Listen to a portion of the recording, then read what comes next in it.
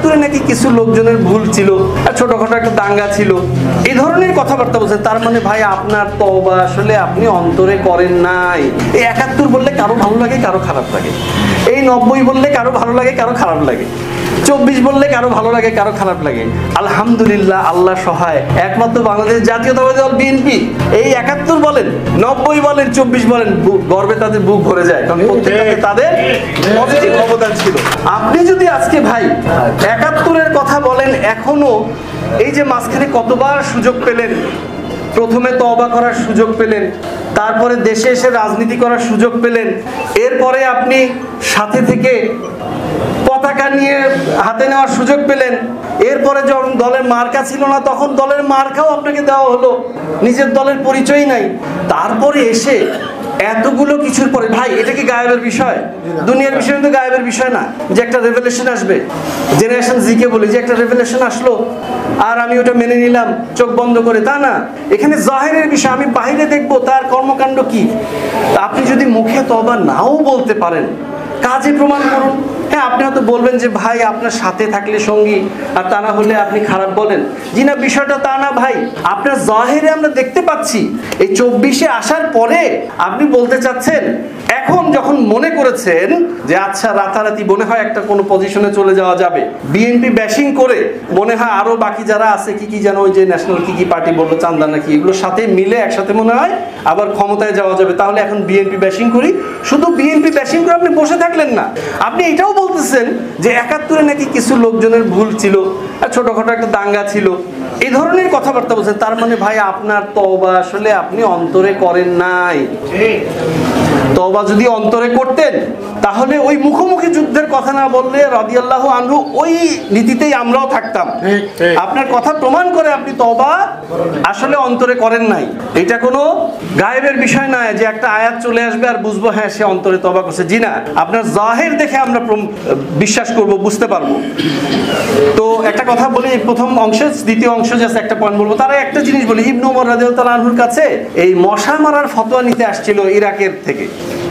তো তখন ইহরাম অবস্থায় মশা মারা যাবে কিনা, তখনও তাদের কিন্তু জাতিগতভাবে তওবা নসিব হয় নাই। তো উনি তখন বলতেছেন এই দেখো দেখো এরা ইরাকের বাসী, এরা মুহাম্মদ সাল্লাল্লাহু আলাইহি ওয়াসাল্লামের নাতিদেরকে হত্যা করলো বেঈমানি করে, তখন এর ফতোয়া লাগে নাই। মুহাম্মদ সাল্লাল্লাহু আলাইহি ওয়াসাল্লামের নাতির রক্ত নেওয়ার সময় তার ফতোয়া লাগে নাই, এখন মশার রক্ত হবে কিনা সেটার জন্য বলতে আসতেছে। তো তওবা নসিব না হলে, তওবা যদি আপনার জাহিরে আমরা দেখি নসিব হয় নাই, আপনার কথা শোনা হবে, অসুবিধা নাই, আপনার সাথে একসাথে বসে বৈঠক হবে, সবই হবে, কিন্তু বারবার আপনাকে স্মরণ করিয়ে দেওয়া হবে যে ওই যে তখন আপনার ফতোয়া লাগে নাই, তখন আপনার অবস্থানটা বিপক্ষে ছিল। তো বলতে চাচ্ছি ভাই, যারা এখন এই 24-এর কথা বলে 71-কে খাটো করে দেখাতে চান, তাদের উদ্দেশ্যে বলতে চাই, দেখুন এই বার্থ পেইনটা নেওয়ার কারণে মায়ের ব্যাপারে 3বার দোয়া করলেন। মুহাম্মদ সাল্লাল্লাহু আলাইহি ওয়াসাল্লাম জিজ্ঞেস করলেন যে কে আমার পক্ষে কাছ থেকে সবচেয়ে বেশি ভালো ব্যবহার পাবে? তোমার মা। আবার কে? তোমার মা। সুম্মা মান? তোমার মা। এরপর কে? চতুর্থবার তোমার বাবা। 25% দিলেন তাকে। তো এই বার্থ পেইনটা যেই শোনে এই 71 এসেছে, আসলে এগুলো কেন তারা আসলে অ্যাভয়েড করতে চায় জানেন? আসলে মায়ের সম্মান মায়ের জায়গায়, বাবার সম্মান বাবার জায়গায়, কোনোটাকে কাউকে বড় করা ছোট করা হয় না ভাই। এক একটা দৃষ্টিভঙ্গি থেকে এক একটার গুরুত্ব। আপনারা যখন কম্পেয়ার করে একটাকে ছোট করতে চান, তার মানে আসলে বোঝাতে চান কি এই 71 বললে কারো ভালো লাগে, কারো খারাপ লাগে। এই 90 বললে কারো ভালো লাগে, কারো খারাপ লাগে। 24 বললে কারো ভালো লাগে, কারো খারাপ লাগে। আলহামদুলিল্লাহ, আল্লাহ সহায়, একমাত্র বাংলাদেশ জাতীয়তাবাদী দল বিএনপি এই 71 বলেন, 90 বলেন, 24 বলেন, গর্বে তাদের বুক ভরে যায়, কারণ প্রত্যেকটাতে তাদের পজিটিভ অবদান ছিল। আচ্ছা, আমরা যখন আবু সুফিয়ান রাদিয়াল্লাহু তাআলা আনহু সম্বন্ধে কথা বলি, আমরা কি বলি যে মুহাম্মাদের সাথে সাল্লাল্লাহু আলাইহি সাল্লামের সাথে মুখোমুখি যোদ্ধা আবু সুফিয়ান, এভাবে বলি? তার বিপক্ষে দাঁড়িয়ে যুদ্ধ করেছে সেই ইতিহাসটাকে আমরা বলি? তা কিন্তু বলি না। কেন বলি না? ইল্লা মান তাবা, সূরা ফুরকানের 70 নম্বর আয়াত, 25 নম্বর সূরা 70।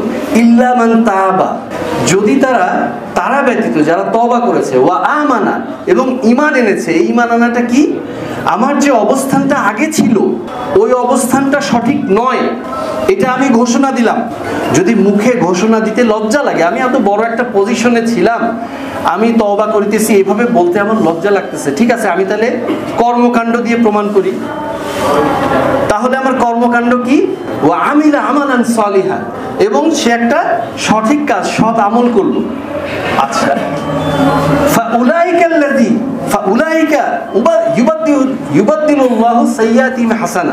তার জন্য আল্লাহ তার গুনাহগুলোকে নেকিতে কনভার্ট করে দিবেন। আচ্ছা, এখন ঘটনা হলো মৃত্যু পর্যন্ত তিনি এই দ্বীনের উপরে অটল ছিলেন। আগের যে বিশ্বাসটা ছিল কুরাইশের পক্ষ নিয়ে যুদ্ধ করার সময়, ওইটাকে অস্বীকার করেছেন। পরবর্তীতে মুমিনদের পক্ষে থেকেছেন, জীবনের শেষ মুহূর্ত পর্যন্ত সেটাকে ধারণ করেছেন। এই জন্যই কিন্তু আমরা বলি রাদিয়াল্লাহু আনহু। আল্লাহ সুবহানাহু ওয়া তাআলা সূরা বাইনায় বলছেন রাদিয়াল্লাহু আনহুম। তার মানে যেই ব্যক্তি সরাসরি সম্মুখ যুদ্ধে মুহাম্মদ সাল্লাল্লাহু আলাইহি ওয়াসাল্লামের সাথে, পৃথিবীর সবচেয়ে দামি মানুষের সাথে সম্মুখ যুদ্ধে অংশগ্রহণ করেছেন, তিনি ঈমান আনার পরে সেটাকে ধরে রাখার কারণে তিনি এখন রাদিয়াল্লাহু আনহু, আল্লাহর রাজি খুশি তার উপরে। সবার সুস্বাস্থ্য দীর্ঘায়ু কামনা করে। জাস্ট একটা জিনিস একটু বলি, সেদিন একটা জার্নি করে ঢাকায় দূরপাল্লায় আসছিলাম, তো রাতের বাসে জার্নি, ঘুম আসছিল না, তো এই শীর্ষকটা নিয়েই একটা ছোট্ট ছড়া মনে চলে আসলো। ইতিহাসের হাসি কান্না নাম দিয়েছি ভাই। তো অনেকের ভালো লাগে, 24 বললে, 90 বললে, 71 বললে ভালো লাগে, অনেকের আবার খুবই মন খারাপ হয়, যেই কারণে তারা ইতিহাস চুরি করে। বিষয়টা এরকম, ইতিহাসের হাসি কান্না বলতে চেয়েছি। 71-এর প্রশ্ন এলেই পাল্লা বলে চুপ, 90-এতে ঘুরতে গেলেই লাঙল বেজার খুব, 24-এতে নৌকা ভেঙে হলো যে খান খান, ইতিহাসটা ঘাটলে যাবেই কারো না কারো মান। আল্লাহ সহায়, আল্লাহ সহায়, ইতিহাসের যেই সনেতেই বলো, ধানের শীষের দেখবে সেথায় মুখে উজ্জ্বল আলো।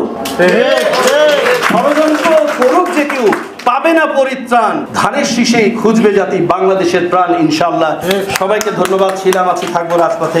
দেখা হবে বিজয়ের পথে ইনশাআল্লাহ।